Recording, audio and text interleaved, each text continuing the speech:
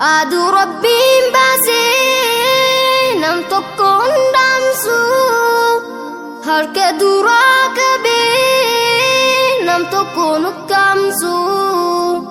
Akhlaaqaan sii butti diddeelleen dandeessu, gaaromina isii jechi naaf hin ibsu. Daangaa yeroon qabdu hoggayuuf ni taati, jiruun biyya lamaanii isiidhaan argamti. Nuuf gammachuun dachaa carraan keenuun gahuuf, hedduu hawwee dhabee baar islaama ta'uuf.